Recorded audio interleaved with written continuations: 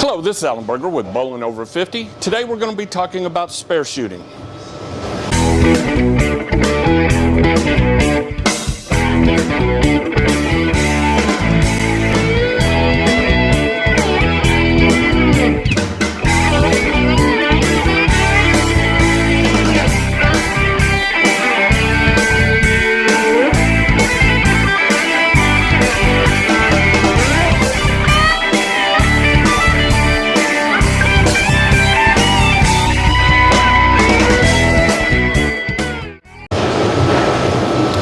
So, the first place we need to start is with what kind of ball to use. Now, I am able to pick up spares with reactive balls, with urethane balls, with hard plastic spare balls. And the reason why I can do that is because I throw the ball pretty straight at all of my spares. Which I am going to show you how to do today. But most of the time, a good hard plastic spare ball, this T-Zone, usually works really well from Brunswick. I like hard plastic because they don't hook and I don't want them to hook. So it's kind of the reason why I use that. You can, if you would like, if you want the ball to move just a little bit, you can get yourself a urethane ball, kind of dual purpose. You can throw at your spares with a urethane ball. You can also throw strike balls with your urethane. In one of our last videos, we talked about actually using urethane on a house shot. Today we've got the black hammer out here. On that video we showed the purple hammer, but either one of those balls will work great for spare balls because if you try to throw them straight, they will mostly go straight. So, when I was growing up in youth league, my dad wanted me to throw straight at all my spares, which I was plenty happy to do. Hooking at spares makes it a little bit more difficult. You've got to judge the lane on how far the ball's going to hook. It's not the same every single night. It's not the same in every single house. So a lot of you guys, and I see it every night in league, throw your spare ball exactly the same way you throw your strike ball, which is perfectly fine, but you've got to lead it. It's going to hook a little bit if you do that. What I try to do is try to throw the ball straight. Now, I do want to be very clear here. This is a different release. It's different than the way you throw your strike ball. It is not right for everybody, but I want to give you this option. But when I was growing up, one of the things we did when we put our hand in the ball is we tucked our pinky in, and then our index finger, pointer finger, was actually kicked out, and that helped us get around the bowling ball a little bit.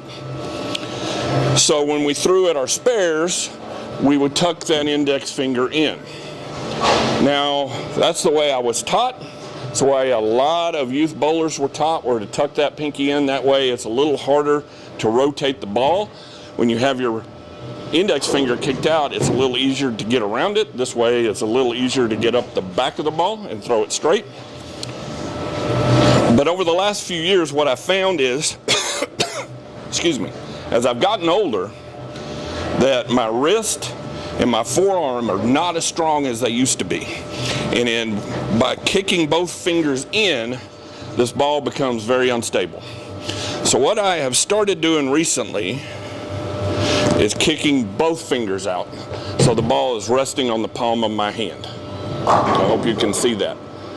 Then when I release the ball, I'm not releasing going around the ball this way. I'm releasing with my palm to the sky. So my hand is not rotating around the ball and the ball rolls straight. If I throw it well, and if you listen to this video, hopefully you can hear it, this ball will actually roll over the fingers and the thumb, rolling perfectly straight, and then it doesn't hook at all. When it doesn't hook at all, I can throw straight at everything. So I'm going to throw one at a 10 pin. If I do this right, this ball will roll over the fingers and the thumb, and you'll hear it thumping down the lane.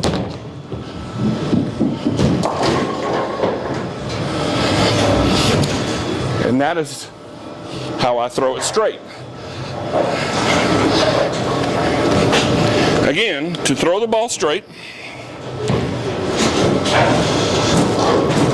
I put my fingers in the ball, my thumb in the ball, and my fingers, excuse me, are kicked out.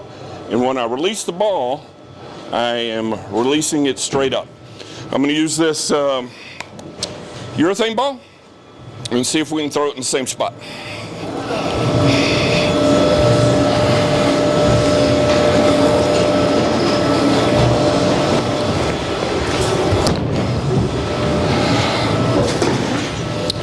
I would have gotten the 10 pin, and you notice it did hook just a little bit down lane. I throw a plastic ball so it doesn't do that. One of the other things that I do, again, I don't want to tell you something that you're uncomfortable with trying, but you might give this a shot. I've taught a lot of people how to do this that throw it two-handed, and they've had some success with it. A lot of seniors who need the ball to roll straight, I've taught them this, and they have become a little more successful at the 10 pin because they have lower ball speed, lower rev rate, but the lower ball speed, because the 10 pin is in the dry, tends to hook a little bit.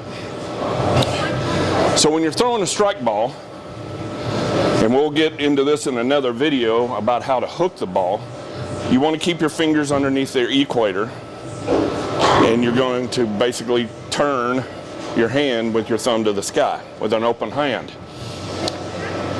Here, I'm actually not going to be, my fingers are not going to be below the equator of the ball. So, my hand is not going to be under the ball with my fingers below the equator. I'm actually going to cock my wrist where my fingers are above the equator. So at that point, it is harder for me to lift up on the ball and get the ball to hook. So I'm actually just kind of rolling it down there. And wherever my arm swing goes is where the ball goes. We'll do it again. All right. Fingers below the equator, standing on 33, 34, looking one board right of middle arrow.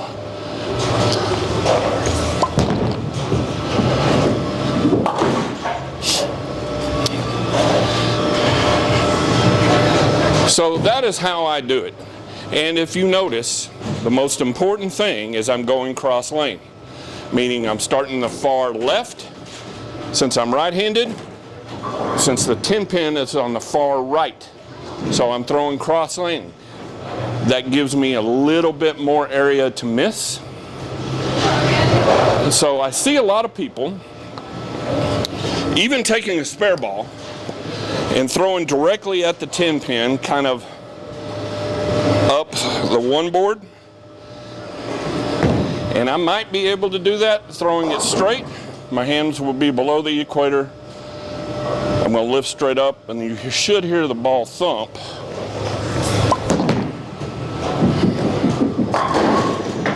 But there's the problem with doing it that way. You actually cut down your miss room.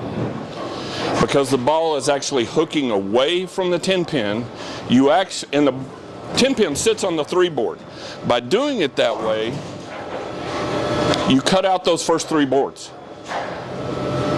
And you could throw it in the gutter very easily because you need to be aiming towards the gutter, because on a normal house shot it's dry out there.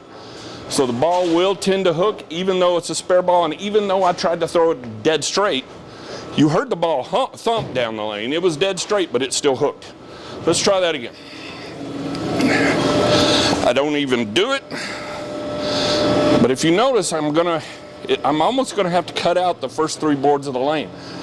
That cuts my miss room by 1/3. That's better. But as you notice, the ball was still hooking away from the pin. You're going to see here in a little bit, we've got about 12, 13 inches to play with, and I've just cut out 3 inches by starting to the right. Now, the other thing you can do is start in the middle of the lane and throw that direction, But the further you move left, the bigger your miss room becomes. Let's see if I can put this one in the hole. I'm having to aim a little right to allow for the hook. Would have got it, but it would have been close. So I coach high school bowling, and one of the things I tell the kids is you have a ton of room to pick up this 10 pin. And I'm going to show you what I show them. So the 10 pin sits on the 3 board. As you know, the lane is 40 inches wide. 39 boards are all approximately 1 inch wide, and the 3 pin sits on the 3 board. If I push this ball up against the 10 pin, where it would knock it over if it were to hit it, and mark the center of the ball, which is right about there with a piece of tape, and then I move it over to the other side where it would hit the 10 pin if it was going into the gutter, and I'm going to mark the center of the ball here, which is right about there. And we count the number of boards. So 1, 2, 3, 4, 5, 6, 7, 8, 9, 10, 11, 12, 12 and a half. You have 12 and a half inches to pick up this 10 pin when you go cross lane at it. That's over 1/3 the lane. So you don't have to be all that accurate to pick up a 10 pin. So relax when you throw at your 10 pins. Okay, for this last one, we're going to do it what I consider the right way, moving way left, throwing it to the right, fingers above the equator, and when I come out of the ball, I'm going to come out with an open hand with my palm straight up, and you should hear the thump of the ball going over the fingers and the thumb.